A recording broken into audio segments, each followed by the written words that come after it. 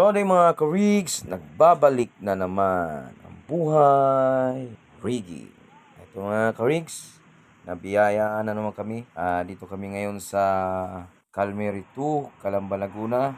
Ang gamit namin ngayon mga ka-rigs ay si Rotec Movers.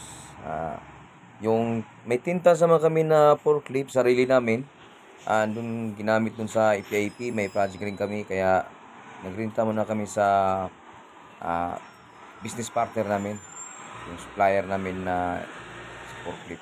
Marami naman kami supplier, mga tatlo kami supplier, pero sila si Rotec lang talaga ang napusuan ng office namin. Ngayon, umpisa na kami mag-ano mga ka-rigs. Ang pinakamabigat ng isang mga ka-rigs sa isang crate, ang heaviest niya na crate, yung 5 tons. Ngayon mga ka-rigs, si John Carr ang operator. Medyo nakita ko kasi yung operator ng Rotec, overtime na sila, overnight. Kaya ang pinasampa ko na lang si John Carr. Marami yung mga bida ngayon mga ka-rigs. Nandyan si Jomer Pado, Jomer Ibanez, si Joshua Ray, ang mga team sa warehouse na team RRG, kompleto naman. May bago kaming bumabalik mga ka-rigs, si Sir Jerry Santisas. Welcome sa buhay rigging. Ngayon mga ka-rigs, sila Jerry Nisa, Glenn, tsaka Juan, yung mga pamangkin ko mga ka-rigs, si Dante Alaw, yun ang mga ka-rigs. Sana marami siyang natuto pa. Marami pa siyang pag-aaralan, pero medyo magaling-galing na. Mga ka-rigs, pangalawa, natapos na namin yung una. 2 container na ito mga ka-rigs. Ngayon, tirahin na namin yung pangalawa. Ang mga ka-rigs,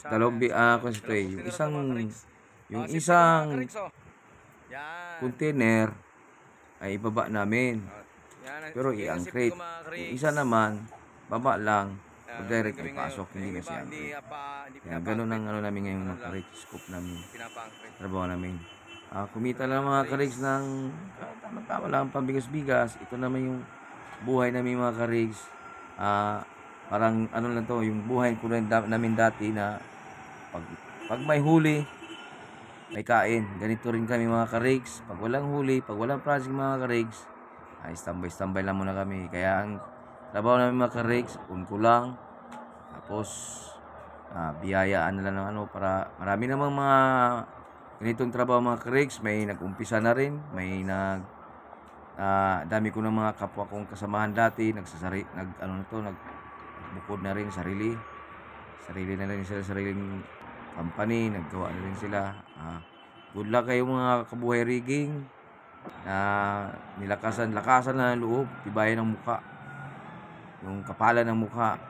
Talagang alam ko naman na mas magaling pa kayo sa amin, pero share lang tayo ng kaalaman. Ito lang i-share ko sa inyo, kung gusto man sa mga bago na pumasok na ganitong trabaho, panoorin nyo lang to. Marami akong mga video na kahit manood lang, ito na lang yung visual actual na kamukha. Ito na yung procedure, paano i-unload, paano i-uncrate, paano i-assist yung equipment, mag-operate. Kung halimbawa mga ka-rigs na swertihin man na matuto kayo mag-operator, ganito rin yung style, diskarte. Kailangan rin sa mga bagong salbot lang, mga bagong pasok, ito rin panoorin nyo para bigyan kayo idea.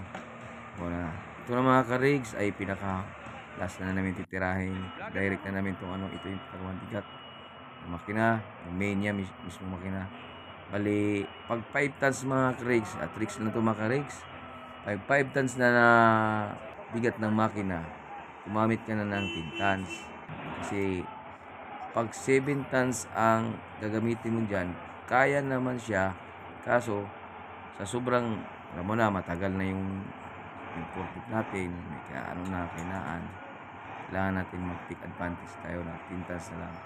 Kasi tumutuwad yan mga ka-rigs na based on the actual na mga ka-rigs. Kasi may binuhat kaming moldy dating buong buo 7 tons.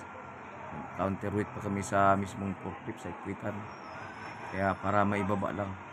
Yun lang ang mga ka-rigs. Pero kunting galaw lang mga ka-rigs na Pag mali, masubra mo na, hinto mo yung pag sa lever hoist, pag sasabli, pag tulak mo na, pagbaba, di mo tuloy-tuloy, malamang may paglalagyan mga ka-rakes. Kaya yun lang ang base sa experience ko rin nagawa ko mga ka-rakes.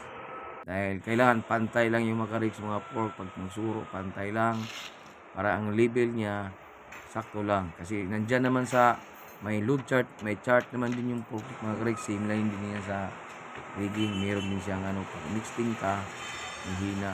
Pag sinagad mo yun sa mass mismo, yun ang malakas.